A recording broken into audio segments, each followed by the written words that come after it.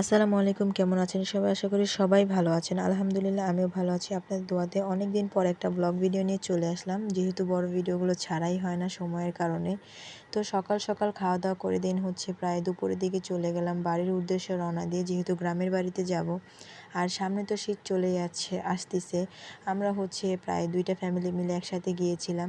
যেহেতু শীত আসতেছে তার আগেই বাচ্চাদেরকে একটু ঘুরায় নিয়ে আসি, কারণ শীতেরও একটা ব্যাপার আছে। আর শীতে গ্রামের বাড়িতে খুবই মজা লাগে।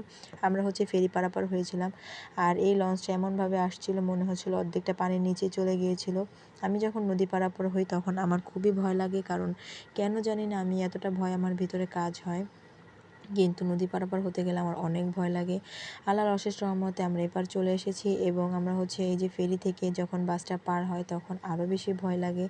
জানি না কেন, আমার মতন কার কার ভয় লাগে অবশ্যই কমেন্টস করবেন। আর আমার ছোট্ট বাবার হচ্ছে এই প্রথম তার দাদু বাড়ি যাওয়ার, কারণ সে এখন পর্যন্ত তার দাদু বাড়ি যায়নি। এই ফার্স্ট হচ্ছে সে তার দাদুর বাড়িতে যাচ্ছে, আর সে খুব খুশি। আর আমাদের ছেলেমেয়েরা যখন একসাথে থাকে ওরা খুবই হ্যাপি হয়, গান বাজনা করে।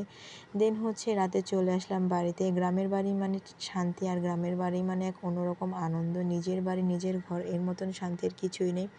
শহরও তো আমরা এক যানজট এলাকায় থাকি, যা বলার বাহিরে।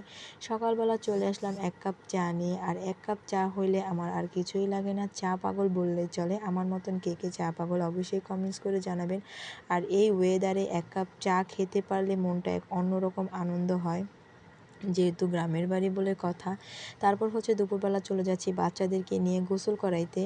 আর ওদের গ্রামে হচ্ছে প্রায় পুকুর কমই, নাই বললে চলে, অনেক দূরে দূরে পুকুর। তার জন্য ওদের নিয়ে যাচ্ছিলাম এই চক দিয়ে, ধান ক্ষেত দিয়ে। তা কাদের দেশে কী বলে অবশ্যই কমেন্টস করবেন।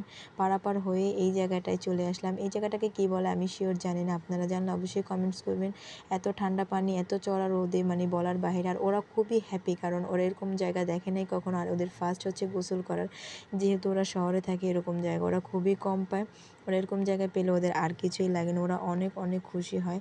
আমাদের বাচ্চারা যেহেতু বেশিরভাগ সময় শহরে থাকে, বছরে 3 থেকে 4 বার তাদের যাওয়া হয়, তার জন্য গ্রামের আনন্দগুলো ওদের কাছে অন্যরকম আনন্দ মনে হয়, ওরা খুবই হ্যাপি হয়। আর দেখুন মেঘলা মেঘলা দিনে এত ভালো লাগছে আমার কাছে, একটু রোদ একটু বৃষ্টি একটু মেঘলা, এমন দিনগুলো আমার কাছে খুব ভালো লাগে। রাত্রে ভ্যানে করে চলে গেলাম একটু ঘুরু দিতে বাজারে, কারণ ভ্যানে করে ঘোরার মজাই আলাদা, রাত্রে যেহেতু নীরব। আর এই হচ্ছে মালাই চা। মালাই চা কার কার পছন্দ অবশ্যই কমেন্টস করবেন। আমার কিন্তু চা খুব পছন্দ, আর এই চাটা এত মজার ছিল যা বলার বাহিরে। আর গ্রামে গিয়েছি তো কী হয়েছে, চা খাবো না তা কি হয় নাকি? গ্রামের বাড়িতে চা খাওয়ার আনন্দই এক আলাদা।